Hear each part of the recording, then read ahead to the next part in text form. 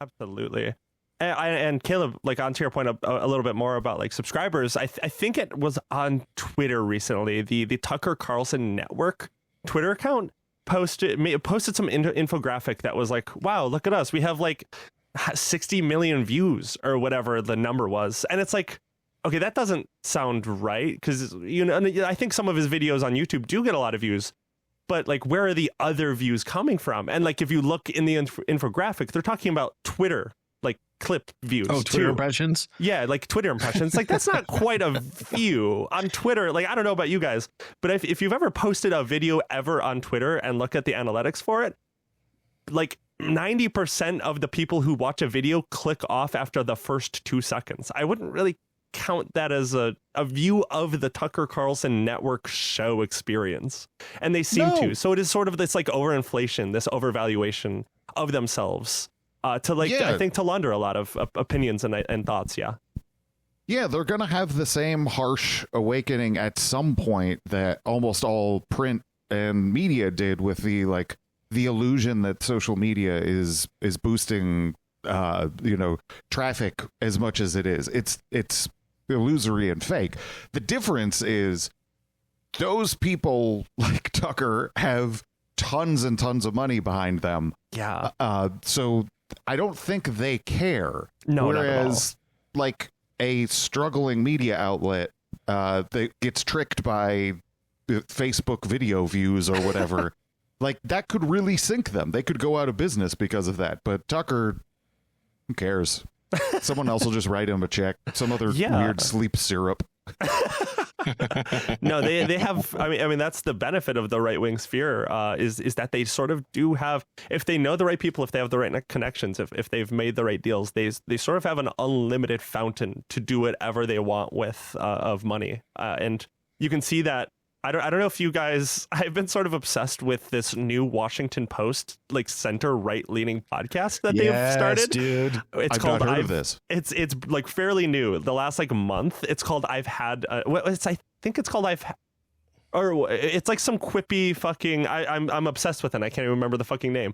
The reason I can't remember it is it gets like 200 views per episode maximum until people started making fun of it. Like it would literally, this is not an exaggeration, some of their the 0 likes across all their socials, they were on Blue Sky, and that's where it started to take off, as people like yelling at them, like 30 views, 0 likes, you know what I mean? It's called Make It Make Sense. Yeah. And it's like a Washington Post produced show. Absolutely. They tag the Washington Post. They like accept the YouTube collaboration every episode. So it's Washington Post and Make It Make Sense, and it's the center right leaning podcast. And it's like they got one. Oh, I'm wrong. They got one new video that got like 16,000 views because they collabed with whoever this fucking weirdo is. But whenever it's just like them, it's like they get 200 views, and it's like it's a perfect example of people telling them like to shut the fuck up, basically. Yeah, but I think that's like a perfect example of like just money propping up bullshit. It's like there's less of an audience for this, but it's going to keep going and being produced for at least a while, because it is useful propaganda purposes, because it's clippable on Twitter. They post it on Twitter in short clips, and it gets millions of impressions because people are like dunking or like raging on it. Yeah, and I think that I having not watched it, but I take a point, or I guess I get a sense of what it is based on the description of center right. So the thing that sucks about this kind of media space is that those kinds of things are always like they sell themselves to a certain degree, because there's crazy stuff like Tucker and Alex, and as they get crazier, the right wing needs something that's like, hey, look, we don't want to support unions and we hate people who look different than us, but we're not them. They're crazy. Yeah. And so investing in building up something that is like center right, it makes sense that like this would be something that they'd want to do. You know, this is something that is important for the continuation of the right-wing media cycle. Yeah, I just like you know, we say who knows where Tucker Carlson's audience is. It's a who fucking knows, but it does seem like, at least on the right wing generally, they're not really looking for this sort of more center opinion. They voted out Thomas Massie because Donald Trump told them to, because Thomas Massie voted against the Iran war and voted to release the Epstein files, basically. And that was enough for them to just be like, yep, you're gone. So I don't really know how much room there is for a lot of this stuff. It seems like the crazies are sort of winning out. And I sort of question like the tact here. It doesn't really seem like it'll work out. Maybe again, maybe Donald Trump dies, everyone like resets and becomes normal again. I don't really know. Yeah, but I for one thing, I think that I don't know exactly what's going on in Thomas Massie's, like where the people were actually voting. So yeah. I don't know what motivated all of their votes. So I would be reluctant to say it was just because Trump told people not to, although that might have been a part of it. But here's the other thing: like Thomas Massie is not like cool. No, he sucks. He sucks. Real bad. At best is like a Ron Paul-ish character. And we all got tricked into liking Ron Paul because he gave lip service to thinking weed was cool and he was against the Iraq war. Yeah. But he stands for a ton of the shit that ended up getting us to Trump and where we are now. And Massie's no different. He just, is he's unlucky to exist as that kind of figure at a time when Trump is in power. Yeah. Because Trump doesn't want the competition. Whereas, like, John McCain couldn't do anything about Ron Paul existing. Yeah. And, like, again, yet another example of me being like, wow, look at this crazy person doing one or two good things. Got to give him some credit. It's like, that's always what they'll fucking do. They'll always do that one or two good things. Yeah. With Marjorie Taylor Greene, too. I know, that one drives me crazy. What are we doing? Yeah. So I think... So a lot of people have been questioning recently, and I'm sort of this mind, that it feels like Tucker Carlson is sort of aiming to maybe run for president in the Republican Party in 2028. Where are you on that? Do you sort of see him trying to make that lane, sort of be this like weird populist, like amorphous guy? Well, I think there's a danger of us joking that into existence. Yeah, and true. I think people should be very careful about how much they play into that, because he is like I said, he's a troll. And so like he will be able to roll with people making jokes about that and use it to his advantage and grow his platform in, whatever ways he can.